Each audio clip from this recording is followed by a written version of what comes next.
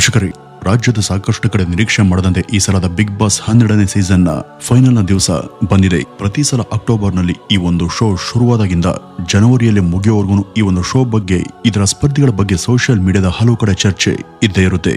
Big boss ನ ಕುರಿತಾದಂತ ಚರ್ಚೆ ಅಂದ್ರೆ ನಮ್ಗೆ ಅಲರ್ಜಿ ಅನ್ನೋರಿಂದ ಹಿಡಿದು ಬಿಗ್ ಬಾಸ್ ನ ಕುರಿತಾಗಿ ಚರ್ಚೆ ಮಾಡದೇ ಇದ್ರೆ ನಮ್ಮ ದಿನಚರಿಯೇ ಸಾಗೋದಿಲ್ಲ ಅನ್ನೋರು ಕೂಡ ನಮ್ ಸುತ್ತ ಸಿಗ್ತಾರೆ.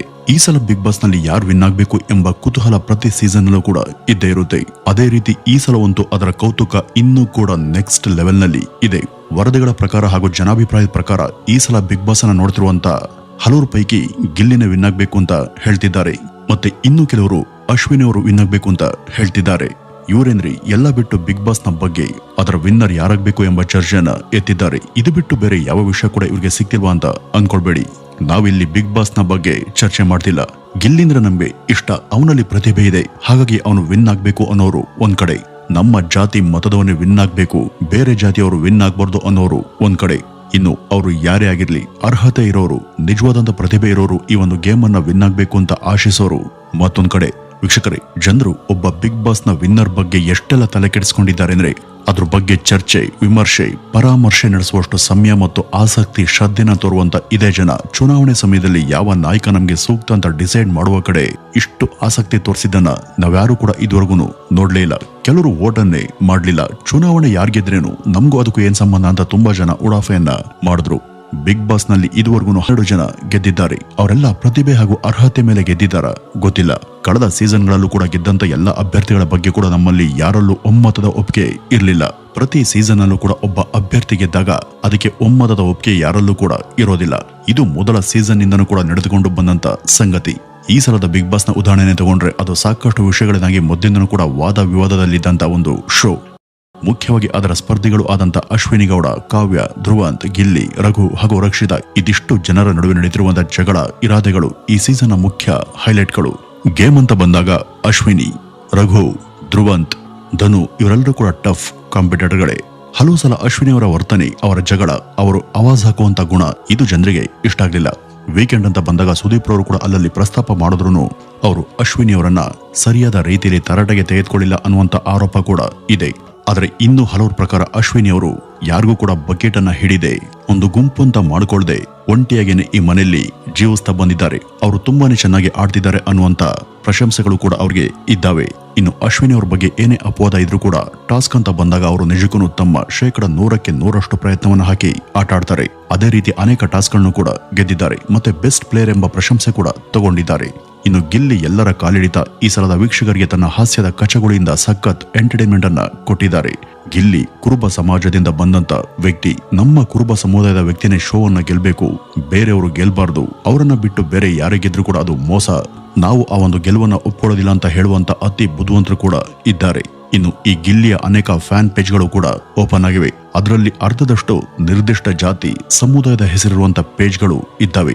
ಇದನ್ನೆಲ್ಲ ನೋಡಿದಾಗ ಈ ಜಾತಿ ಹುಚ್ಚು ಇನ್ನೂ ಅದ್ಯಾವ ಪರಿ ನಮ್ಮ ಜನರಲ್ಲಿ ತುಂಬಿಕೊಂಡಿದೆ ಅನ್ನುವಂತ ಬೇಸರ ಕೂಡ ಉಂಟಾಗುತ್ತೆ. ಯಾವುದೇ ಕಾರ್ಯಕ್ರಮದ ಯಾವುದೇ ವ್ಯಕ್ತಿಯಾಗಿರ್ಲಿ, ಅವನು ಅಂಗವಿಕಲನಾಗಿರ್ಲಿ, ಗಂಡಾಗಿರ್ಲಿ, ಹೆಣ್ಣಾಗಿರ್ಲಿ ಅಥವಾ ತೃತೀಯ ಲಿಂಗಿಯಾಗಿರ್ಲಿ, ಯಾವುದೇ ಜಾತಿ, ಮತ, ಯಾವುದೇ ಭಾಷೆ ವ್ಯಕ್ತಿಯಾಗಿರ್ಲಿ, ಅವನಲ್ಲಿ ಅಥವಾ ಅವಳಲ್ಲಿ ನಿಜವಾದ ಪ್ರತಿಭೆ ಇದ್ರೆ ಆ ವ್ಯಕ್ತಿನೇ ವಿನ್ ಆಗ್ಬೇಕು. ಇಲ್ಲಿ ಜಾತಿ, ಧರ್ಮ, ಬಡವ, ಶ್ರೀಮಂತ ಅನ್ನುವಂತ ಯಾವುದನ್ನು ಕೂಡ ಅಡ್ಡ ತರಬಾರದು ಹಾಗೂ ಅವುಗಳನ್ನ ಮಾನದಂಡವಾಗಿ ನಾವು ಬಳಕೆ ಮಾಡಬಾರದು ಅನ್ನುವಂತ ಮನಸ್ಥಿತಿ ನಮ್ಮಲ್ಲಿ ಎಷ್ಟು ಜನಕ್ಕೆ ಇದೆ ಹೇಳಿ? ಇವತ್ತಿನ ನಮ್ಮ ದೇಶದ ಯುವ ಜನತೆಯ ಮನಸ್ಥಿತಿ ನೋಡಿದ್ರೆ ನಿಜಕ್ಕೂ ಬೇಸರ ಆಗುತ್ತೆ. ಅದರ ಜೊತೆ ಆತಂಕ ಕೂಡ ಉಂಟಾಗುತ್ತೆ. ಒಂದು ಬಿಗ್ ಬಾಸ್ ನ ಶೋ ಬಗ್ಗೆ ತಲೆ ಕೆಡಿಸಿಕೊಂಡಷ್ಟು ನಮ್ಮ ಜನ ದೇಶದ ಸಮಸ್ಯೆಗಳ ಬಗ್ಗೆ ಯಾಕೆ ಪ್ರಜ್ಞಾವಂತರಾಗಿ ಯೋಚಿಸೋದಿಲ್ಲ?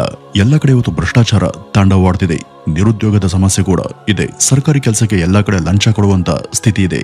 ಇವತ್ತು ಲಕ್ಷಾಂತರ ಜನ ಬಾಂಗ್ಲಾದೇಶದ ನಿವಾಸಿಗಳು ಅಕ್ರಮವಾಗಿ ನಮ್ಮ ದೇಶಕ್ಕೆ ನುಸುಳಿ, ಅದರಲ್ಲೂ ನಮ್ಮ ಕರ್ನಾಟಕದಲ್ಲಿ, ನಮ್ಮ ಊರುಗಳಲ್ಲಿ, ನಮ್ಮ ನಡುವೆನೆ ವಾಸ ಮಾಡ್ತಿದ್ದಾರೆ. ಅವರೆಲ್ಲರೂ ನಮ್ಮ ಕೆಲಸವನ್ನ ಕಿತ್ಕೊಂಡಿದ್ದಾರೆ. ಇದು ನಮ್ಮ ದೇಶದ ಸುರಕ್ಷತೆ ದೃಷ್ಟಿಯಿಂದನೂ ಕೂಡ ತುಂಬಾ ಅಪಾಯಕಾರಿ ಅಂಶನೇ. ಆದ್ರೆ ಇದ್ರ ಬಗ್ಗೆ ನಾವ್ಯಾರು ಕೂಡ ತಲೆ ಕೆಡಿಸ್ಕೊಂಡು, ಜನಕ್ಕೆ ಒಂದು ಸಾಮಾಜಿಕ ಶಿಸ್ತು ಹಾಗೂ ಬದ್ಧತೆ ಅನ್ನೋದೇ ಇಲ್ಲ. ಎಲ್ಲರೂ ಕೂಡ ಅವರವರ ಪಕ್ಷ, ಜಾತಿ, ಧರ್ಮದ ಮುಖವನ್ನ ನೋಡಿ ಓಟನ್ನ ಹಾಕ್ತಾರೆ.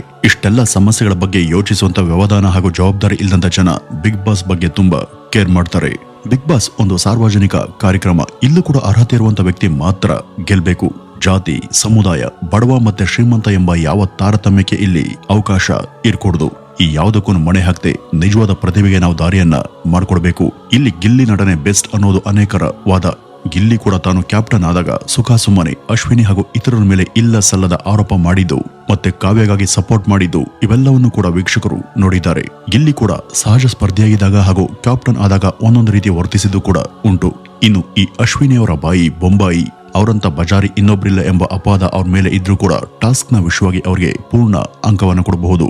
ಅನೇಕ ಸಂದರ್ಭಗಳಲ್ಲಿ ಅಶ್ವಿನಿಯವರು ಸರಿಯಾದ ನಡೆನುಡಿಯನ್ನ ತೋರಿದ್ದಾರೆ. ಅವ್ರಿಗೆ ಅನ್ಸಿದ್ದನ್ನ ನೇರವಾಗಿ ಮುಚ್ಚುಮರೆ ಇಲ್ಲದೆ ಮಾತನಾಡಿದ್ದಾರೆ. ಗಿಲ್ಲಿ ಒಬ್ಬ ಒಳ್ಳೆಯ ನಟ ಮತ್ತು ಎಂಟರ್ಟೈನರ್ ಕೂಡ ಹೌದು. ಆದ್ರೆ ಸದಾಕಾಲ ಇತರರನ್ನ ಅಪಹಾಸ್ಯ ಮಾಡೋದು, ಗೇಲಿ ಮಾಡೋದೇ ಗೇಮ್ ಅಲ್ಲ. ಮಾತಿಗೆ ಪ್ರತಿ ಮಾತಿನ ಟಕ್ಕರ್ ಕೊಡೋದ್ರಲ್ಲಿ ಅವರು ನಿಸ್ಸೀಮ.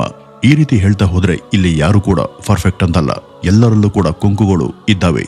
ಇಲ್ಲಿ ಯಾರೇ ಗೆದ್ರು ಕೂಡ ಅವರ ಜೀವನ ಉದ್ಧಾರ ಆಗುತ್ತೆ. ಆದ್ರೆ ಅವರ ಬೆಂಬಲಿಗರ ಮನಸ್ಥಿತಿ ಮಾತ್ರ ಯಥಾವತ್ ಆಗೇನೆ ಉಳಿದು ಹೋಗುತ್ತೆ. ನಮ್ಮ ಯುವಜನ ವರ್ಷದ 6 ತಿಂಗಳು ಬಿಗ್ ಬಾಸ್ ಬಗ್ಗೆ, ಉಳಿದಂತ ಈ 4 ತಿಂಗಳು IPL ಬಗ್ಗೆ ಚರ್ಚೆ ಮಾಡುವಲ್ಲಿ ಫುಲ್ ಬ್ಯುಸಿ ಆಗ್ತಾರೆ. ಈ ಮಧ್ಯ ತಮ್ಮ ಪಕ್ಷ, ತಮ್ಮ ಜಾತಿ, ತಮ್ಮ ಧರ್ಮ ಅಂತೆಲ್ಲ ರಾಜಕೀಯ ನಾಯಕರ ಹಿಂದೆ ಸುತ್ತುತ್ತಾರೆ. ತಪ್ಪು ಮಾಡುವಂತ ರಾಜಕಾರಣಿಗಳನ್ನ ಸಮರ್ಥಿಸ್ಕೊಳ್ತಾರೆ. ತಾವು ಇಷ್ಟಪಡುವಂತ ನಟ ಏನೇ ತಪ್ಪು ಮಾಡಿದ್ರು ಕೂಡ, ಆತ ಹೇಗೆ ನಡೆದುಕೊಂಡ್ರು ಕೂಡ ಅದನ್ನ ಸಮರ್ಥಿಸ್ಕೊಳ್ತಾರೆ. ಇದಕ್ಕೆ ಸರಿಯಾಗಿ ಟಿವಿ ಮಾಧ್ಯಮಗಳು ಕೂಡ ಇಂಥದ್ದೇ ಪರಂಪರೆಯನ್ನ ಬೆಳೆಸಿ ಪೋಷಣೆಯನ್ನ ಮಾಡ್ತವೆ. ನಾವು ಒಳ್ಳೆ ಸಮಾಜ ನಿರ್ಮಾಣ ಮಾಡ್ತೀವಿ ಅಂತ ಹೇಳ್ಕೊಡೋದು, ಜನರ ಸಮಸ್ಯೆಗಳನ್ನ ಕಡೆಗಣಿಸೋದು, ಸತ್ಯ ವಿಚಾರಗಳನ್ನ ಜನರಿಗೆ ತಲುಪಿಸದೆ ಮರೆಮಾಚಿಸೋದು, ಇದೇ ನಮ್ಮ ಗನಂದಾರಿ ಮಾಧ್ಯಮಗಳ ರುಟೀನ್ ಕೆಲಸ. 100 ಜನರ ವೋಟಿಂಗ್, ಒಬ್ಬ ಬಿಗ್ ಬಾಸ್ ವಿನ್ನರ್ ಯಾರು ಅಂತ ಡಿಸೈಡ್ ಮಾಡೋದಾದ್ರೆ ಲಕ್ಷಾಂತರ ಜನ ಪ್ರಜ್ಞಾವಂತ ಜನರ ಒಮ್ಮತದ ನಿರ್ಧಾರ ಹಾಗೂ ಪ್ರಯತ್ನಗಳು ನಿಜವಾದ ಜನನಾಯಕನನ್ನ ಹುಟ್ಟಾಕೋದಿಕ್ಕೆ ಸಾಧ್ಯವಿಲ್ವಾ? ದೇಶ ಹಾಗೂ ರಾಜ್ಯದ ಸಮಸ್ಯೆಗಳ ಚರ್ಚೆಯನ್ನ ಮುನ್ನೆಲೆಗೆ ತಂದು ಸಾಮಾಜಿಕ ಬದಲಾವಣೆ ತರೋದಿಕ್ಕೆ ಸಾಧ್ಯ ಇಲ್ವಾ? ಪಕ್ಷ ಹಾಗೂ ರಾಜಕಾರಣಿಗಳ ತಪ್ಪುಗಳನ್ನ ತಿದ್ದೋದಿಕ್ಕೆ ಸಾಧ್ಯ ಇಲ್ವಾ? ರಾಜ್ಯದ ಬಡತನ, ನಿರುದ್ಯೋಗದ ಸಮಸ್ಯೆಗಳಿಗೆ ಒಂದು ಪರಿಹಾರದ ದಾರಿಯನ್ನ ನಿರ್ಮಿಸೋದಿಕ್ಕೆ ಸಾಧ್ಯ ಇಲ್ವಾ? ರಸ್ತೆಗಳಲ್ಲಿ ಯಾಕೆ ಅಷ್ಟೊಂದು ಗುಂಡಿಗಳು ಇದ್ದಾವೆ? ಇದಕ್ಕೆ ಏನ್ ಪರಿಹಾರ? ಇದರ ಸರಿ ಜವಾಬ್ದಾರಿ ಯಾರದ್ದು ಅಂತ ಜನ ಇದೇ ತರ ಆಸಕ್ತಿಯನ್ನು ವಹಿಸಿ ಕೇಳಿದ್ರೆ ಇಲಾಖೆಗಳು ಆ ಕಡೆ ಗಮನ ಹರಿಸ್ತವೆ. ಸರ್ಕಾರಿ ಶಾಲೆ, ರೈತರ ಸಮಸ್ಯೆ ಹಾಗೂ ಆಸ್ಪತ್ರೆಗಳಲ್ಲಿ ಇರುವಂತ ಕುಂದುಕೊರತೆಗಳು, ಅವುಗಳ ಸುಧಾರಣೆ ಬಗ್ಗೆ ನಾವು ಯಾವತ್ತಾದ್ರೂ ಇಷ್ಟೊಂದು ತಲೆ ಕೆಡಿಸ್ಕೊಂಡು ಪ್ರಶ್ನೆ ಮಾಡಿದೀವ? ಯಾರೇ ಆಗ್ಲಿ ಒಳ್ಳೆದನ್ನ ಸ್ವಾಗತ ಮಾಡಬೇಕು, ಕೆಟ್ಟದ್ದನ್ನ ಮತ್ತು ಭ್ರಷ್ಟಾಚಾರವನ್ನ ಖಂಡಿಸಬೇಕು, ಸಾಮಾಜಿಕ ಅನ್ಯಾಯವನ್ನ ಪ್ರಶ್ನೆ ಮಾಡಬೇಕು. ಈ ಒಂದು ಕೆಲಸ ಪಕ್ಷಾತೀತವಾಗಿ ನಡಿಬೇಕು. ಆಗ್ಲೇ ನೋಡಿ ರಾಜ್ಯ ಹಾಗೂ ದೇಶ ಉದ್ಧಾರ ಆಗೋದು. ಎಲ್ಲ ಪ್ರಜೆಗಳು ಕೂಡ ಸಾಲದಲ್ಲಿ ಜೀವನ ಮಾಡ್ತಿದ್ದಾರೆ. ಇಲ್ಲಿ ನಮ್ಮ ಸುತ್ತಲೂ ಕೂಡ ಇಷ್ಟೊಂದು ಸಮಸ್ಯೆಗಳು ಇದ್ದಾವೆ.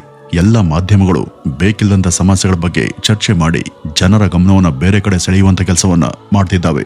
ಕಾಂಗ್ರೆಸ್, ಬಿಜೆಪಿ, JDS ಈ 3 ಸರ್ಕಾರಗಳು ಇದ್ದಾಗ ಎಲ್ಲ ಇಲಾಖೆಯಲ್ಲೂ ಕೂಡ ಭ್ರಷ್ಟಾಚಾರ ನಡೀತಿತ್ತು. ಇದನ್ನೆಲ್ಲ ನೋಡಿದಾಗ ನಾವು ನಿಜವಾದ ಜನನಾಯಕರಿಗೆ ವೋಟ್ ಹಾಕ್ತಿಲ್ಲ. ಅದರ ಬದಲಿಗೆ ಜಾತಿ, ಧರ್ಮ, ಹಣಕ್ಕೆ ಮತ ಹಾಕ್ತಿದ್ದೇವೆ. ಹಾಗೂ ನಮ್ಮ ಸಮಾಜದ ದುರಂತ ಬೆಳವಣಿಗೆಗೆ ನಾವೇ ನೀರನ್ನು ಹಾಕಿ ಪೋಷಿಸಿ ಬೆಳೆಸ್ತಾ ಇದ್ದೀವಿ. ವೀಕ್ಷಕರೇ, ಇವತ್ತು ಇಡೀ ಕರ್ನಾಟಕ ಬಿಗ್ ಬಾಸ್ ಬಗ್ಗೆ ತಲೆ ಕೆಡಿಸ್ಕೊಂಡು ಯಾರು ವಿನ್ ಆಗ್ತಾರೆ ಅಂತ ಕಾದು ಕೂತು ಒಬ್ಬೊಬ್ಬರು 99 ವೋಟ್ಗಳನ್ನ ಹಾಕಿ ಕಾಯ್ತಿದ್ದೀರಾ. ಆದ್ರೆ ಇದೇ ಒಂದು ಆಸಕ್ತಿಯನ್ನ ಚುನಾವಣೆಯಲ್ಲಿ ನಿಮ್ಮ ಏರಿಯಾದಲ್ಲಿ ನೀವು ಆಯ್ಕೆ ಮಾಡುವಂತ ನಾಯಕನ ಮೇಲೆ ತೋರಿಸಿದಿದ್ರೆ ಇವತ್ತು ಬಹುಶಃ ನಿಮ್ಮ ಏರಿಯಾ ಹಾಗೂ ನಿಮ್ಮ ಕ್ಷೇತ್ರ ಮತ್ತೆ ನಿಮ್ಮ ಊರು, ನಿಮ್ಮ ರಾಜ್ಯ ಇವತ್ತು ಎಲ್ಲೋ ಇರ್ತಾ ಇತ್ತು. ಆದ್ರೆ ನಿಜಕ್ಕೂ ಇಲ್ಲಿ ಬಿಗ್ ಬಾಸ್ ಅನ್ನ ಯಾರ್ ಗೆದ್ರೋ ಗೊತ್ತಿಲ್ಲ. ಆದ್ರೆ ಸೋತಿದಂತೂ ಖಂಡಿತ ಅದು ನೀವೇನೆ ಅಂತ ಹೇಳ್ತಾ ಇವತ್ತಿನ ಈ ಒಂದು ವಿಡಿಯೋವನ್ನ ಇಲ್ಲಿಗೆ ಮುಗಿಸೋಣ. ನಮಸ್ಕಾರ.